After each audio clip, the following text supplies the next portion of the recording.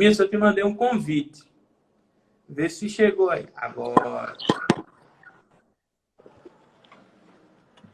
E aí, meu amigo, tudo bom? Tudo na paz, tudo tranquilo? Tudo em ordem. Agora vai dar certo. Vai dar certo. Na graça de Deus. Pois é. Pessoal, renovar meu boa noite agora na presença do nosso convidado, aqui do 13º episódio, episódio 13 do Sava Talks. Essa iniciativa, esse é daqueles projetos, Edmilson, eu já disse aqui, você talvez não tenha acompanhado, que estava engavetado e que a pandemia fez a gente startar e correr mais rapidamente para o mundo digital, né? Então, esse Sava Talks tem essa característica.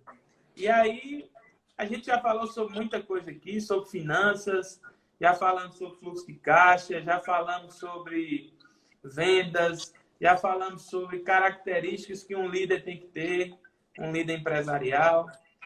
Já trouxemos aqui, muita coisa. E quando começou esse ensaio do governo para a retomada das atividades empresariais, a reabertura de setores econômicos que estavam impedidos de funcionar e ainda estão, eu pensei logo em você. Então, a Ambientec é uma empresa que tem bons anos de serviços prestados em favor do empresariado brasileiro, em favor da própria justiça paraibana, né? Edmilson é perito judicial, a Ambientec funciona tanto como assistente técnico através de Edmilson, que é seu engenheiro e head, quem comanda a empresa, como também com a elaboração de pareceres, enfim, adequação das empresas às normas de segurança. E a gente vai falar um pouco sobre tudo isso, extrair aí o máximo que a gente puder dessa vasta experiência que José Edmilson Souza Filho tem à frente da Ambientec. Meu irmão, meu boa noite e abro aí para você dar um oi para todo mundo que nos assiste. Obrigado aí pelas palavras, Daniel. Daniel, muito, muito querido também.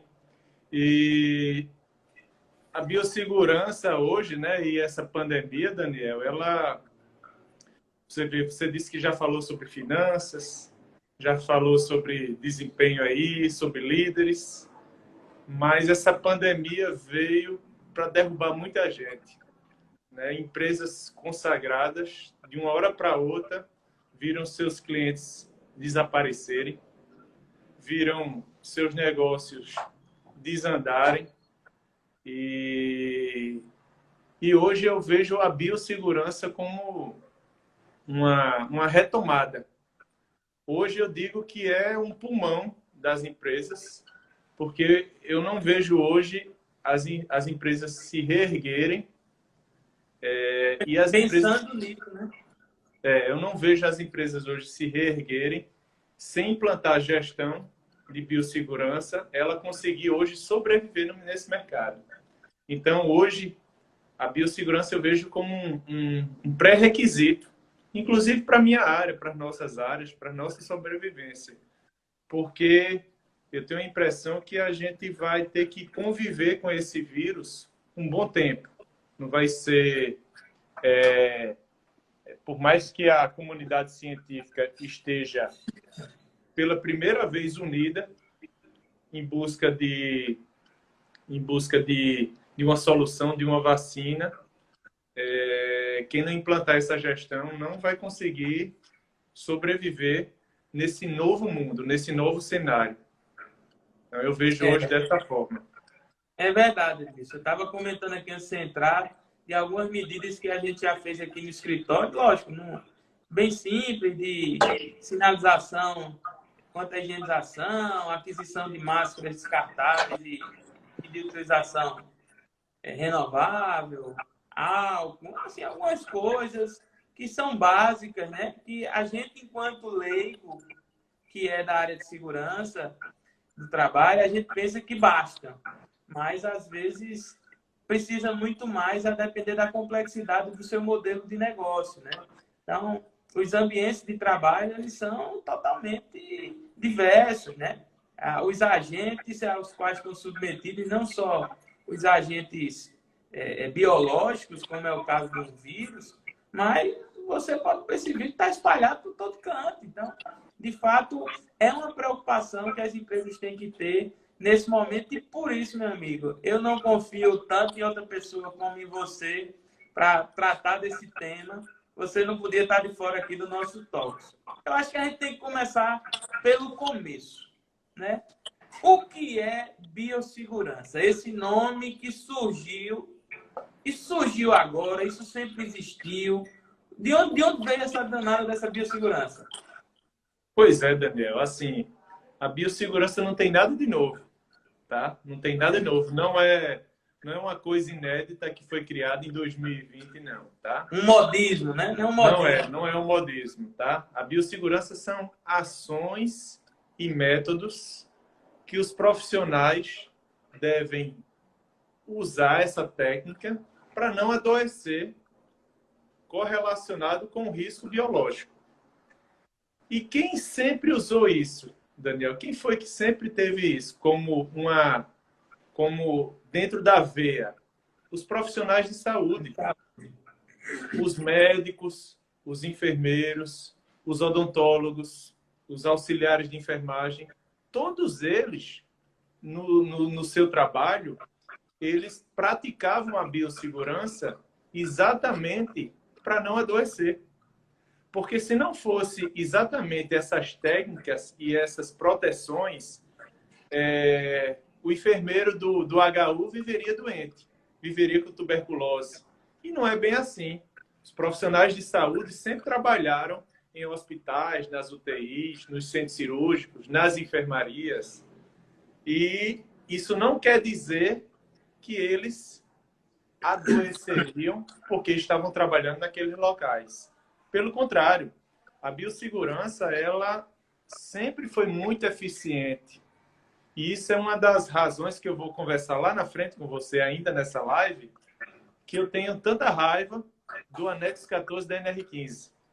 Porque mais na frente a gente vai tocar nesse assunto. Mas a segurança sempre existiu, a biossegurança sempre existiu nessas áreas. Só que agora, com o advento da pandemia, essas áreas agora, elas transbordaram. Essas fronteiras saíram dos hospitais, das clínicas, das áreas de saúde e todos os estabelecimentos, todos os mercados vão ter que entrar nessa esfera. Ninguém vai poder ser negligente agora em relação à biossegurança nesse novo cenário da pandemia. Ninguém. Entendeu? Então, assim, essa fronteira ela vai atingir todo mundo agora. Até eu acho uma questão instintiva, né, Edmilson, do próprio empresário, né? Ele não só quer a contaminação, ele só não quer que não se contamine os clientes e os colaboradores, mas ele também não quer se contaminar, né? Então, é meio que um instinto de autossobrevivência, né? E aí, lógico que existem ambientes muito mais susceptíveis ou não para um arroxo ou um afrouxo maior dessas medidas de biossegurança. Mas, assim, eu te pergunto, objetivamente, como é que você vê que a biossegurança pode ajudar o empresário nessa retomada? Veja só, Daniel. Rapaz, eu botei meu celular aqui na varanda. Deixa eu fechar aqui, por favor.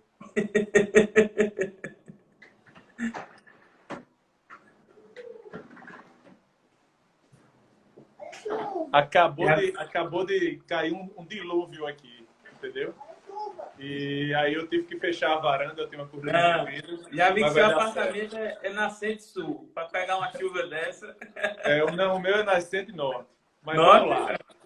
Vai lá. Vamos lá.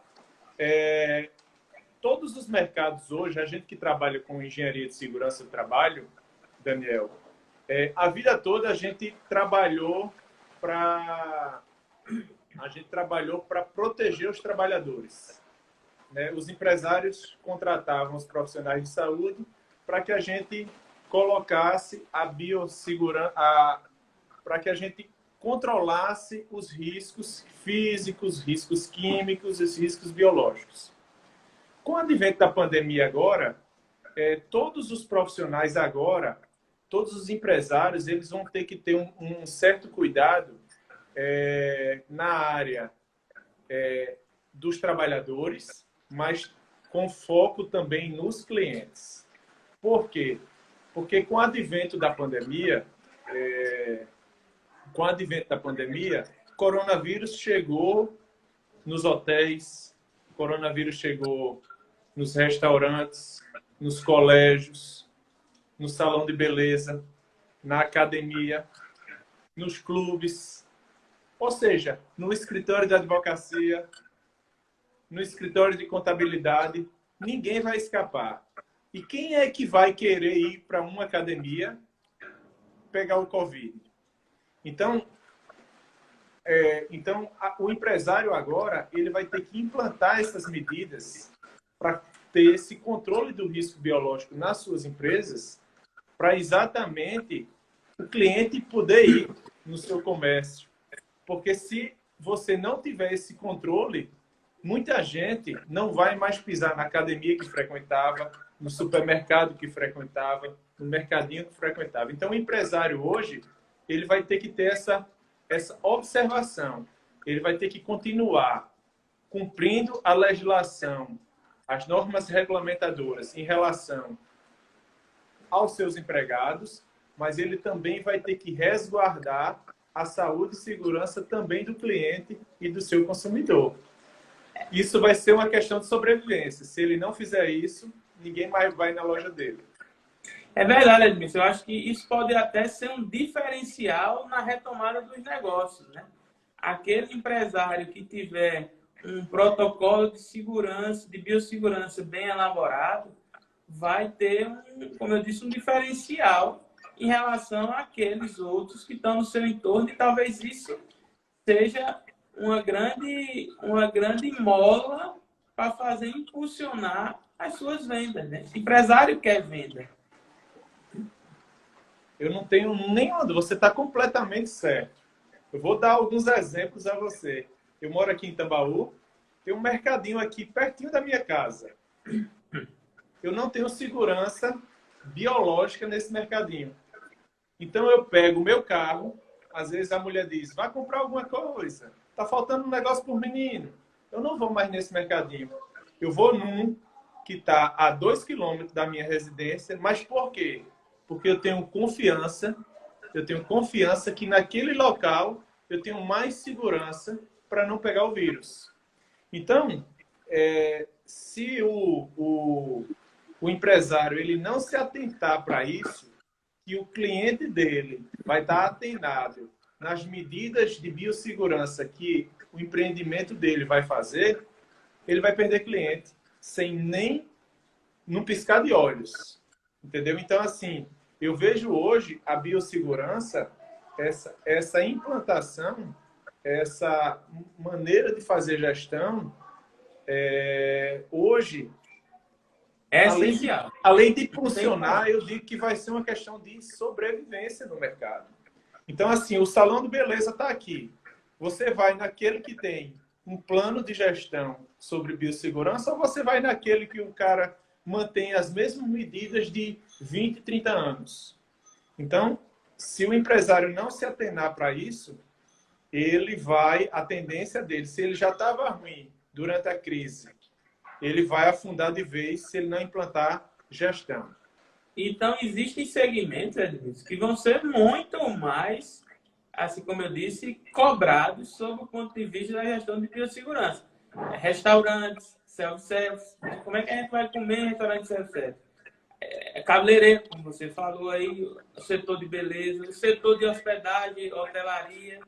Né? Como conseguir se hospedar sem saber que houve ali, de fato, uma higienização correta? A gente vem conversando muito com o setor de turismo. O setor de turismo foi o primeiro a sentir a crise e talvez vai ser o último a sair. Porque as pessoas não vão comprar pacotes para entrar dentro de um avião.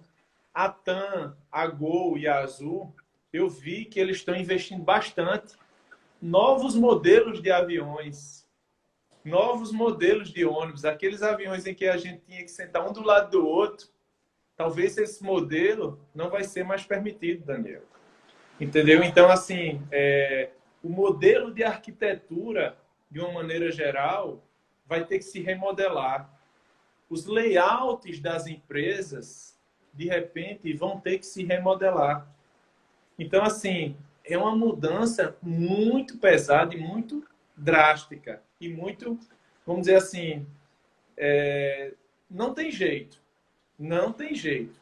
Quem disser assim, rapaz, eu não tenho nada a ver com isso, porque tem gente até hoje que acha que não existe coronavírus. Tem gente até hoje. Claro que é uma parcela pequena da população, na minha opinião, alienada, certo? Mas boa parte da população sabe dos riscos que é hoje, por exemplo, fazer uma feira, ir numa farmácia, ir no banco. Então, assim, o empresário que hoje não investir em gestão, definitivamente ele vai sobrar na curva, como diz o Matheus. Ô Edmilson, me diz uma coisa. Tem uma pergunta de Carlos Brasil aqui, que vai meio que... Eu vou chegar nela, mas antes eu queria te fazer outra. Existem algumas medidas gerais em termos de biossegurança que dão para ser adotadas, assim. O que é que você indicaria de maneira mais generalista? Como eu disse, lógico que cada modelo de negócio vai ter que ter um planejamento específico. Mas existe alguma coisa geral que você fazendo isso já lhe dá um certo respaldo? De maneira geral, Daniel, o coronavírus, as empresas têm que se preocupar com o distanciamento entre as pessoas, o distanciamento de 1,5 m a 2 metros de segurança, preferencialmente frente a frente. De lado nem faz tanta. Por quê? Porque o vírus é transmitido pelas gotículas, pela saliva, pela maneira que você, pelos aerosóis, entendeu? Então, o distanciamento de segurança, de uma maneira geral, as empresas vão ter que fazer. A implantação de respiradores também vão ter que fazer, com o objetivo não de adoecer, mas quem usa a máscara, ele vai tentar exatamente minimizar que essas gotículas saiam. Então, você fazendo esse tipo de gestão, você também está minimizando a transmissão do corona. O que seriam esses respiradores, Zé? Isso é uma grande polêmica. Só para finalizar a outra parte. Sim. Tá, desculpa, eu fiquei curioso. Distanciamento, respirador e asepsia, você colocar higiene dentro de você e dentro dos seus procedimentos, de uma maneira geral, você vai estar evitando o coronavírus. Então, essas são medidas fora o fique em casa. Porque exatamente esse isolamento para evitar são medidas de maneira geral em que os empresários já aplicaram. Você no seu escritório, eu tenho certeza que você já fez isso. Por quê? Porque você já escutou isso nas redes sociais, você já escutou isso na televisão, no rádio e na internet, em todos os locais. Entendeu? Então, todo mundo teve que se adequar da maneira que está. Agora, na sua segunda pergunta, que é em relação aos respiradores, aí existem várias condições. Os respiradores, de uma maneira geral, Daniel, eles foram fabricados e elaborados para suprimir os riscos químicos e não os riscos biológicos, os riscos químicos. Só que o filtro PFF2, existe o PFF1, PFF2 e PFF3. O PFF1 não neutraliza, não cura e não minimiza os riscos biológicos. A partir do PFF2, sim, porque ele tem 2 filtros, ele consegue filtrar os aerosóis. Isso são nas máscaras, então. Nas máscaras, certo? Nas máscaras. Então, a PFF2 e daqui para frente a PFF3, eles conseguem filtrar os aerosóis. A N95, que o pessoal deve ter falado, ela é similar à PFF2. Só que a N95, ela é de fabricação americana, mas ela é similar. Então, assim, para determinadas, aí sim, de uma maneira geral, máscara de pano e com boa vedação. Só que determinadas atividades é necessário essa máscara PFF2, é necessário o visor de proteção e é necessário os anteparos, com o objetivo exatamente para que essas gotículas, para que essa sujeira, na hora da transmissão dessas gotículas e dos aerosóis, não chegue nas vias respiratórias, que no caso da gente é o nariz, é a boca. E no caso do corona, também pode penetrar pelos poros e pelas vias respiratórias. Entendi. Então, assim, dentro dessas medidas gerais, a gente tem que pensar em todas que a gente já faz, pensar no uso de máscara, de fato. Eu até defendi, conversando com amigos, eu acho que, a depender do modelo de negócio que você tenha, talvez instalar uma pia, né? De fato, na entrada do estabelecimento, um lavabozinho, a fim de fazer com que as pessoas criem o hábito de higienizar as mãos ali ao entrar, sobretudo restaurantes, enfim. Não sei, eu acho que algum modelo de negócio, controlar a entrada de determinado número de pessoas em estabelecimentos que não tenham tanto espaço físico. Daniel, a Ambientec, ela trabalha no Brasil todo, tá? A Ambientec hoje ela tem 24 franquias espalhadas pelo Brasil e 2 matrizes. E nós fizemos um trabalho no Clube Curitibano, em Curitiba, que reabriu segunda-feira. Ele reabriu segunda-feira esse clube, lá em Curitiba. E, por exemplo, nós fizemos um trabalho lá setorizado. Então, chegamos na quadra de tênis, quadra de saibro.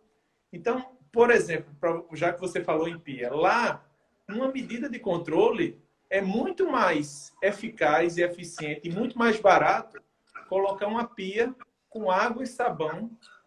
Vai ser muito mais eficiente do que o álcool em gel. Então, assim, todo mundo fez álcool em gel em todo canto. Ela não é tão eficiente em determinados. E você vai ter o empresário e o presidente do clube, ele vai gastar menos dinheiro numa medida muito mais simples. Então, o que é necessário nessas consultorias e nesses trabalhos que os empresários têm que perceber é que eles devem contratar profissionais qualificados na área de biossegurança para exatamente ele gastar menos dinheiro. E ele ter realmente medidas eficientes no seu negócio. Porque a pior coisa do mundo, e você sabe, é quando a gente começa a gastar dinheiro e diz, pô, isso não era bom para mim. Né? Isso acontece muito nas obras. O cara começa a gastar dinheiro, aí daqui a pouco, rapaz, esse sofá não era tão bom. O projeto não foi tão bom. Quando você não faz um bom projeto e um bom planejamento de gestão, você, às vezes, gasta mais dinheiro e não vai ter eficiência. De fato, alguns modelos de negócios vão ter que se readaptar também em relação a esse distanciamento, né? Eu fico pensando, por exemplo, como nós vamos fazer no setor de transportes. Como é que uma van escolar vai transportar dentro de com menos de um espaço mínimo de 1,5 metro? Como é que o transporte público vai funcionar? Eu vi ontem, só para ilustrar aqui, uma reportagem na Band falando justamente disso. Que as filas de ônibus em São Paulo, por exemplo, já anunciou a retomada, estão enormes. Porque não vai poder ter uma grande aglomeração de pessoas andando nos veículos. Então, tem algumas coisas assim que são difíceis de imaginar na prática como vão ocorrer. Tem algumas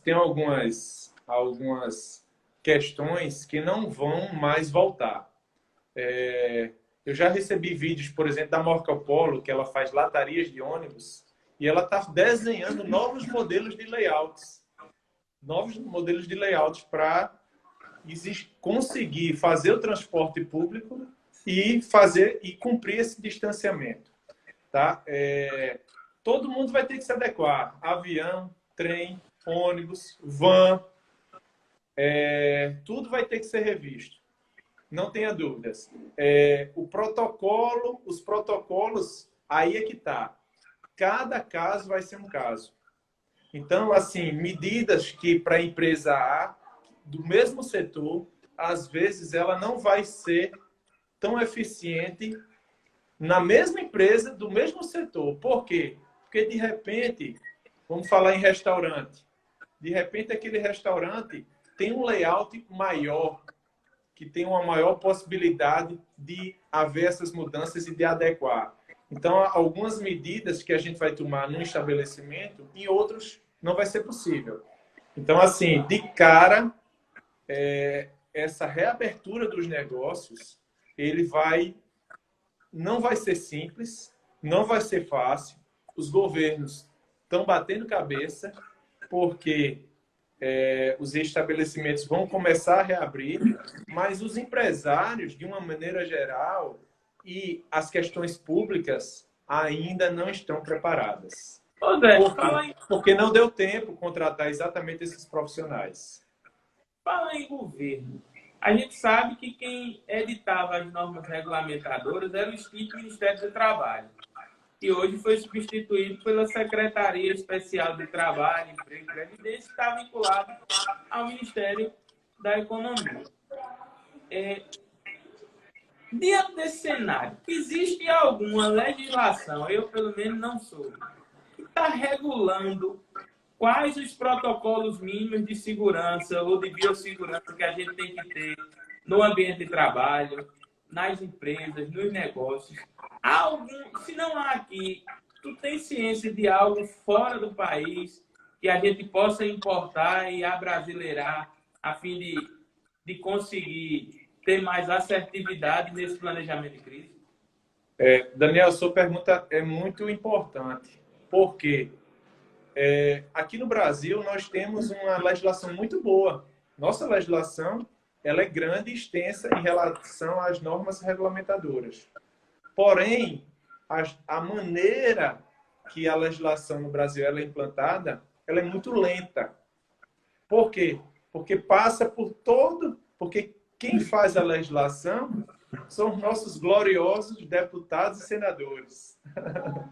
E que muitas vezes essa legislação sai, muitas vezes, numa pressão, numa necessidade, num momento político. Então, assim, hoje, o que é que a gente tem de legislação, de biossegurança, de implantação disso como gestão?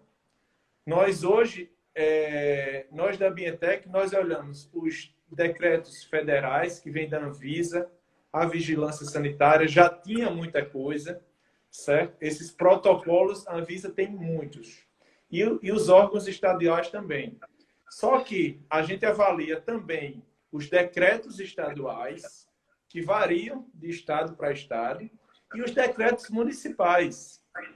Então, assim, hoje, esses decretos, eles estão indo muito mais numa tentativa de evitar aglomeração de pessoas, de implantação desse distanciamento, mas a especificidade de implantação dessa legislação na empresa, isso ainda não tem.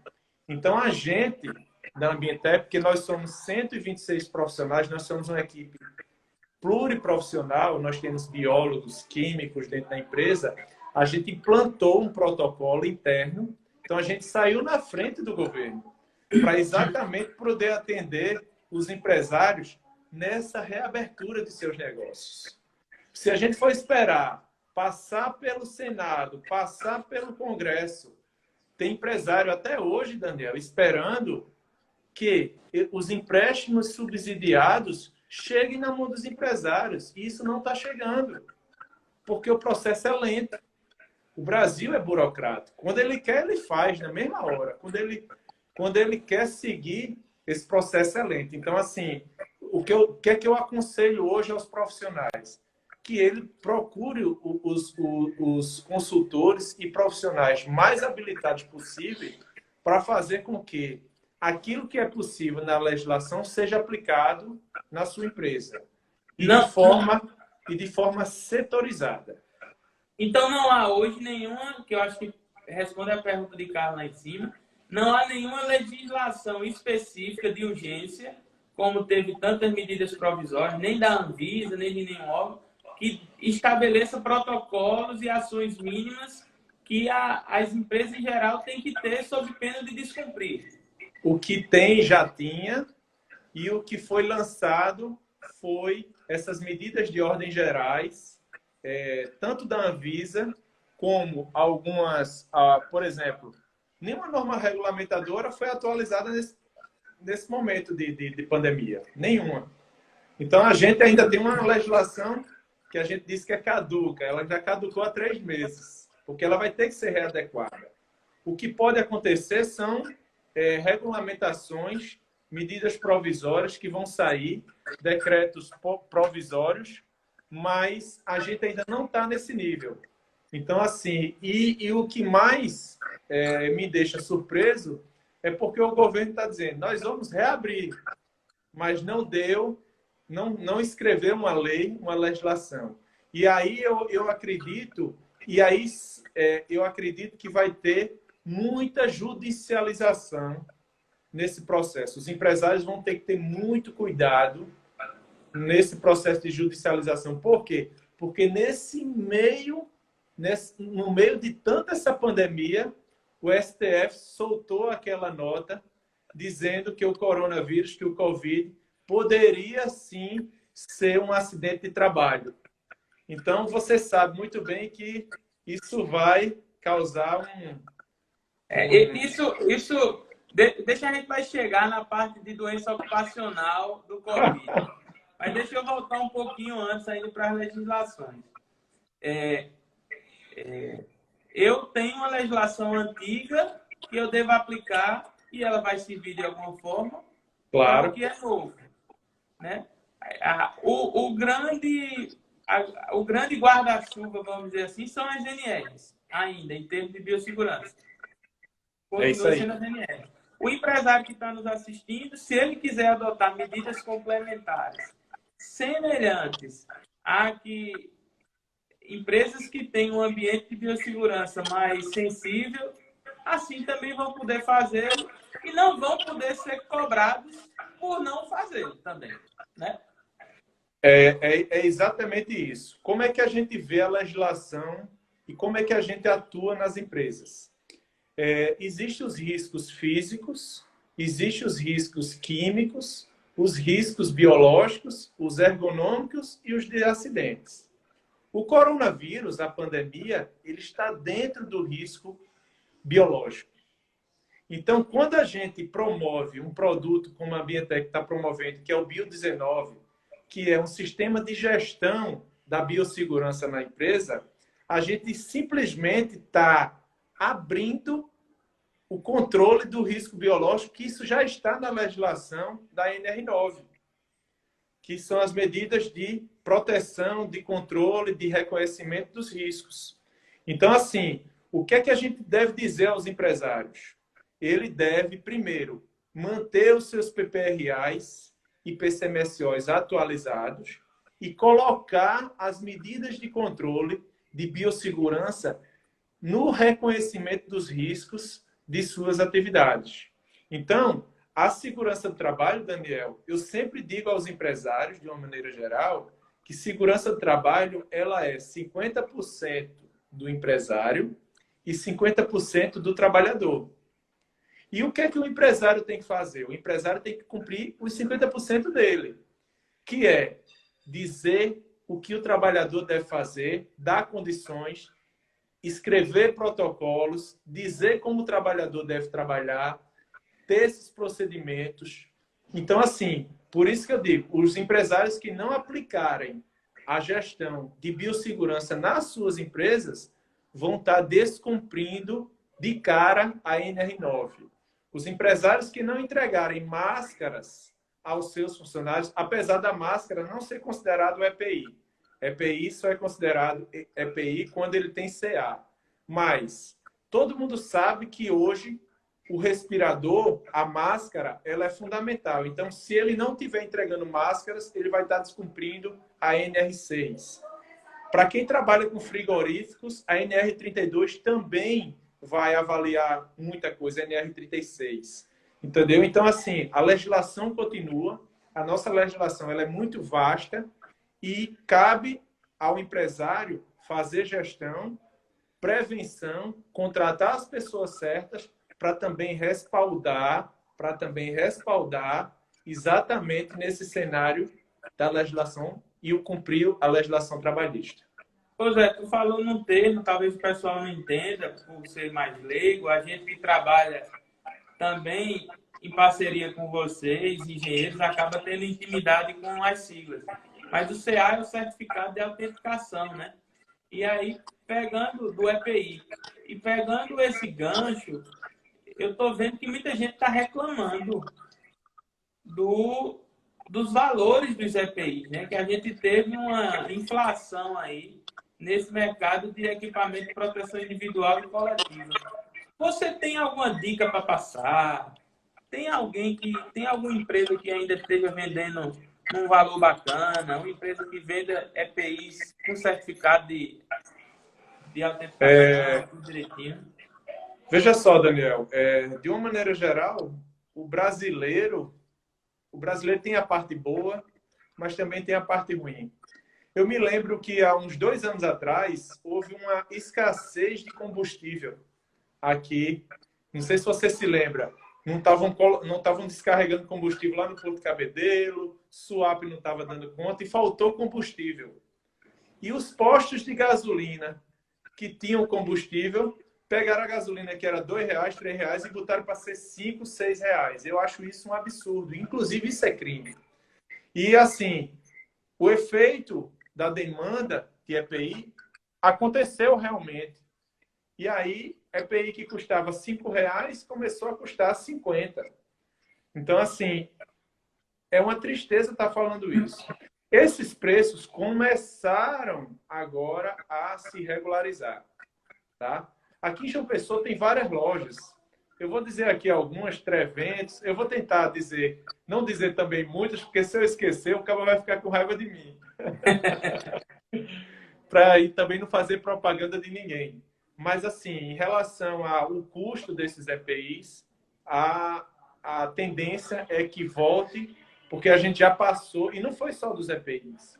O álcool em gel ficou com preços absurdos, porque exatamente faltou, e o empresário que tem, ele sobe o preço e tenta se valorizar. Mas eu continuo achando que isso é uma prática ilegal e errada, porque é você se aproveitar da desgraça de todo mundo. É verdade. Ô Zé, tem uma dúvida que às vezes muitas pessoas, o empresário que está nos assistindo pode estar tendo. Às vezes ele acha que a contratação de um engenheiro de segurança ambiental é algo de outro mundo em termos de custo. Certo? Certo. E assim, existem também os técnicos em segurança do trabalho. Então, eu queria que você diferenciasse um pouco o que um pode, até onde um pode ir, até onde o engenheiro pode ir, e, de fato, o que é que muda na atividade desses dois profissionais tão essenciais. Veja só, Daniel, existe uma legislação que define quando você deve ter o SESMIT, que é a NR4. Então, assim, hoje, as empresas... O que é o SESMIT para o pessoal, Zé? SESMIT é o Serviço Especializado de Segurança e Medicina do Trabalho.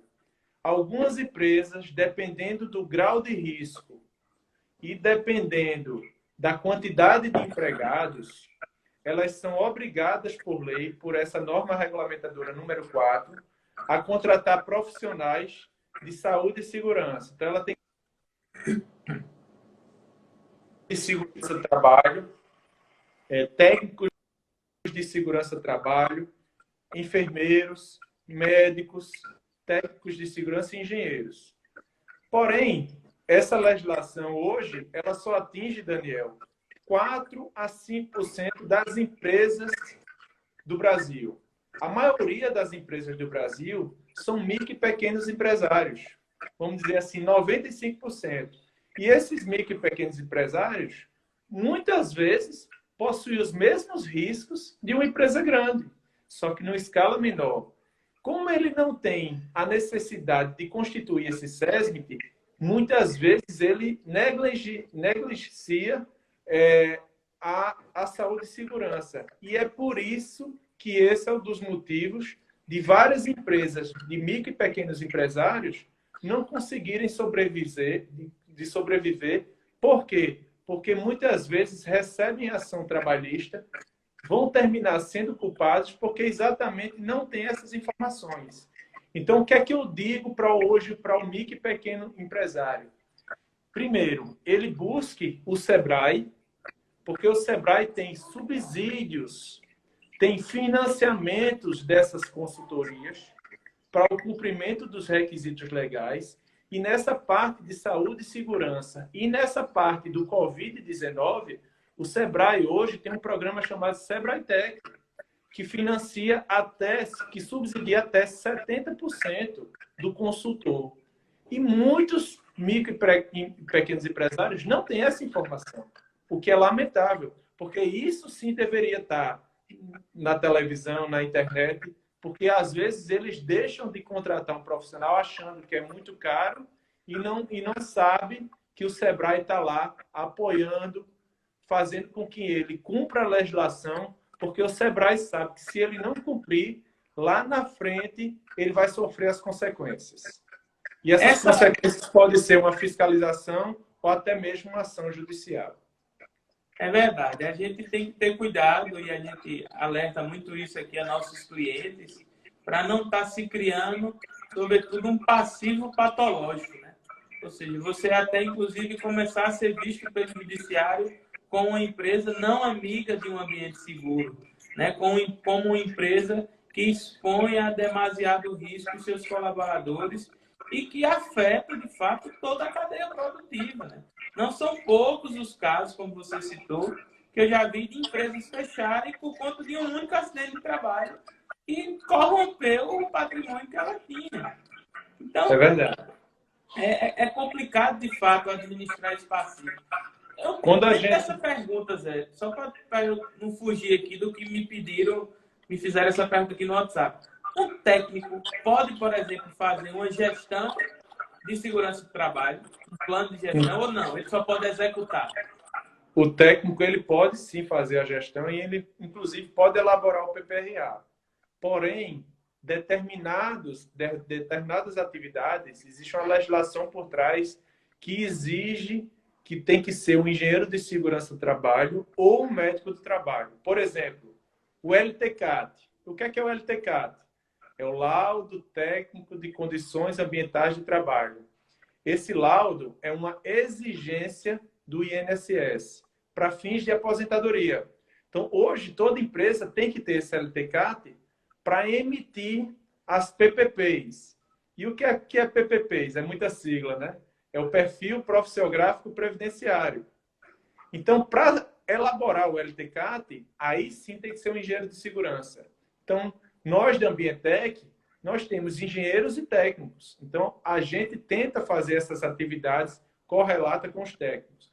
Por exemplo, fiscalização, entrega de EPI, essas atividades, um técnico pode realizar. Porém, um laudo judicial, um laudo de insalubridade e um laudo de periculosidade é atividade exclusiva de engenheiro de segurança e médico do trabalho. Só o médico do trabalho pode elaborar, por exemplo, um PCMSO. Então, assim, o técnico de segurança tem algumas limitações, mas eles ajudam muito ao mercado. Então, o empresário tem que ter conhecimento disso para ele saber até onde um técnico pode ir, para ele não ser pego de surpresa, de repente, numa ação trabalhista em que um técnico escreveu o LTCAT e não vai ter força para derrubar um laudo de um perito judicial. Entendi. Pegando esse gancho de doença ocupacional que você falou lá atrás, e de fato houve uma total distorção do que o Supremo disse, eu acredito que não há, embora, tirando as atividades de risco, como hospitais, quem está de fato na linha de frente da área de saúde, mas eu acredito que a investigação do nexo de causalidade de doença ocupacional por força de contaminação do Covid, não vai ser uma atividade, Zé, só tanto do perito, tá? Não só tanto do técnico ali, do perito judicial. O juiz vai ter que adentrar mesmo no caso concreto e tentar entender todo o ambiente que aquela pessoa estava inserida. Se outras pessoas da família trabalham em atividade de risco ou não. Eu acho que não vai ser uma coisa tão fácil e automática. Aquela notícia fake news que saiu ali do Supremo, eu acho que já foi até esclarecida, mas, de fato, eu acredito que vai ter uma investigação muito grande em torno do ambiente de trabalho, das medidas adotadas, do ambiente doméstico daquela pessoa, de muita coisa para poder se configurar e se estabelecer um nexo causal. Não tenha a menor dúvida, Daniel. O que eu digo às empresas é que, como eu falei, ela deve fazer o seu dever de casa. Ela tem que fazer os seus 50%. Entendeu? Então, o que é que acontece? Ela tem que mostrar à justiça que ela tem gestão. Porque a grande polêmica em relação à ação trabalhista vai ser exatamente configurar que aquele trabalhador pegou a doença no trabalho. Porque nós estamos no meio de uma pandemia. E o que é que o empresário vai ter que fazer? Ele vai ter que ter um bom diagnóstico, ele vai ter que ter implementações de um plano de ação, ele vai ter que ter procedimentos e protocolos específicos na empresa dele, ele vai ter que treinar os seus funcionários para poder documentar isso. Entendeu? Então, ele vai ter que fazer gestão. Ele vai ter que ter auditorias internas na empresa para fazer com que essa gestão aconteça. Então, eu garanto a você, se o empresário tiver essas ações implementadas na empresa, dificilmente ele vai ter uma pandemia dentro da empresa dele e ele vai ter força e ele vai ter documentação, ele vai ter o que mostrar para uma futura ação judicial. Isso eu aprendi com vários advogados. Eu sou perito e escuto muito dos advogados. Ganha na justiça não quem tem razão. Ganha na justiça quem tem a melhor prova. Então, assim, os empresários têm que fazer essa documentação, têm que se preparar para essa justiça, porque o juiz, na hora do julgamento, você sabe muito bem que o juiz ele vai poder superar a própria legislação que existe.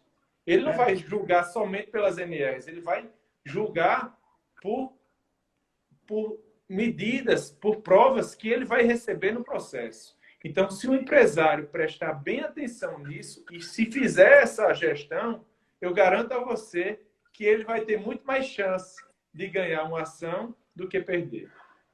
Me diga uma coisa, vamos imaginar um caso concreto aqui, que você está como perito, um caso abstrato. E o empregado começa a pedir por conta, vamos supor que ele está numa determinada atividade que gera muita aglomeração hoje, como é o supermercado. Eu tenho essa resposta jurídica, técnica, mas dentro da sua resposta da área ambiental, do ambiente de trabalho, do meio ambiente de trabalho, tu acha que tem como haver insalubridade para esses empregados que estão sujeitos a um maior risco por conta de aglomeração de pessoas?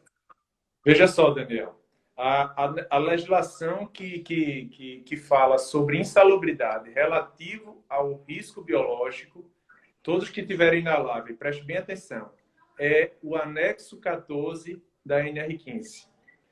Nós, peritos, quando iremos fazer uma perícia judicial nomeado pelo juiz, a gente vai na empresa e vai verificar se há, na atividade do reclamante, uma correlação com as atividades do anexo 14 da NR15. Se, enquanto o anexo 14 da NR15 não for cooperado e colocado aditivos nele, o Covid-19, por si só, não vai causar adicional de insalubridade. Porém, o empresário, por conta disso, não fique de braços cruzados. Porque se ele pegar o coronavírus na empresa, pode ficar, sim, caracterizado o acidente de trabalho e a doença ocupacional. E a ação não vai ser mais pedido adicional de insalubridade, vai ser pedido danos. E se esse funcionário morrer, aí é que a coisa piora. Por quê? Porque a viúva vai entrar com a ação de danos, vai pedir, e aí essa ação trabalhista que era só para pagar 200, 300, 400 reais de adicional de salubridade, vai virar 1 milhão. Vai virar 1 milhão, vai virar, dependendo da idade da pessoa que faleceu. Então, assim, aí você pergunta, por que aquela empresa quebrou? Porque muitas vezes ela não vai ter dinheiro para arcar com consequências como essa. Então, não adianta. O empresário vai ter que investir na gestão para enfrentar a justiça, tanto na área trabalhista, como também nas esferas penais e cíveis. Ô Zé, a gente já está encerrando quase o tempo aqui de conversa, a gente falaria sobre biossegurança aqui muito tempo. Mas eu queria que você, aí nos minutos finais, desse um arremate ou pudesse explicar com um pouco mais de objetividade o que é o projeto Bio19 da Ambientec. Em que consiste ele? A gente já sabe que ele é um projeto de gestão que envolve muitas áreas, mas como é que eu acesso isso? Você primeiro vai na minha empresa, faz um diagnóstico, me entrega isso em quantos dias? Como é que se dá esse projeto dentro da minha empresa? Daniel, o Bio19 é exatamente um resumo dessa live. Vamos dizer assim, o Bio19, a gente vai implantar a gestão de biossegurança em todos os mercados. Então, é no clube, é no salão de beleza, é no colégio, é no restaurante, é no hotel, é em todo canto. Então, o que é o Bio19? São 4 etapas. A gente vai fazer um diagnóstico na empresa, só que qual é a diferença do Bio19 para aquelas medidas gerais? A gente vai fazer uma auditoria, a gente vai fazer um checklist setorizado. Então, a gente vai chegar numa empresa, a empresa vai dizer, Admilson, eu tenho 10 setores. Nós vamos visitar os 10 setores. E nós vamos fazer um checklist nesses 10 setores e o plano de ação vai ser nesses 10 setores. Os procedimentos de biossegurança também vão ser implementados nesses setores. Quando a gente somar tudo isso, o empresário e ele treinar, para quem implantar isso, Daniel, nós vamos fazer uma auditoria e, no final, certificar essa empresa para ela mostrar na sociedade que ela tem um certificado de biossegurança e que ela controla de forma rígida o risco biológico. A empresa que contratar o Bio19, ela vai receber uma certificação. Isso é um plus. Eu não digo que é nem um plus, é um novo coração que ela vai se apresentar para a sociedade, porque essa empresa tem protocolos, ela tem treinamentos, ela tem plano de ação e ela tem um diagnóstico. Ou seja, ela tem gestão.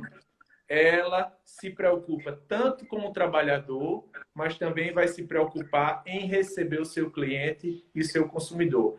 Esse é que é realmente o grande diferencial do Bio19 e, graças a Deus, alguns empresários já entenderam isso e a gente já está aplicando. Zé, só para a gente encerrar aqui, uma empresa de pequeno e médio porte aí, vamos botar de 20, 30 empregados, a depender do tamanho, a gente consegue implantar isso em um mês? Consegue. Então, em média, a gente está levando de 20 a 24 horas, quando a gente soma, porque a gente consegue de 20 a 30 horas uma implementação. Então, dentro de 1 a 2 semanas, a gente consegue implantar. E se for micro e pequeno empresário, Daniel, melhor ainda. Por quê? Porque, por incrível que pareça, é melhor você trabalhar com um micro e pequeno empresário, com o dono, ele já vai realizando as medidas e comprando, do que a gente trabalhar, por exemplo, com uma Petrobras, que tem 1 milhão de chefes que tem que fazer. Então, hoje, eu vejo dessa forma. O micro e pequeno empresário, a gente consegue implantar essas medidas de biossegurança, porque às vezes são mais simples. Tá certo? Tá. Zé Admilson, eu tenho que te agradecer. O nosso tempo aqui já está o relógio contando. muito obrigado. Os contatos que Zé estão aí no Instagram, que ele dividiu conosco aqui. Fala com ele, manda mensagem no inbox, que ele vai estar disposto aí a implantar o Bio19 na sua empresa e você vai ter um diferencial no mercado. Zé, boa noite. Vamos cair daqui a pouco. Meu muito obrigado. Um abraço aí. Muito obrigado, gente. E, assim, é um assunto que, se deixar, a gente vai até meia-noite. Mas, infelizmente, o Instagram não deixa. Mas aí, eu estou com o meu contato, tá aí. E fiquem à vontade aí. Muito obrigado, Daniel, mais uma vez pelo convite. Você está de parabéns. Você está de parabéns, porque você está trazendo, você também está superando a fronteira da advocacia. Você está envolvendo empresários, está envolvendo todo mundo para que a gente tenha realmente uma sociedade melhor. Você está de parabéns e teu escritório está de primeira. Valeu, obrigado a todo mundo. Acompanhe aí na próxima semana mais um episódio do Sava Talks. Um abraço e boa noite. Obrigado, Zé. Um abraço, Daniel. Tudo de bom. Tchau.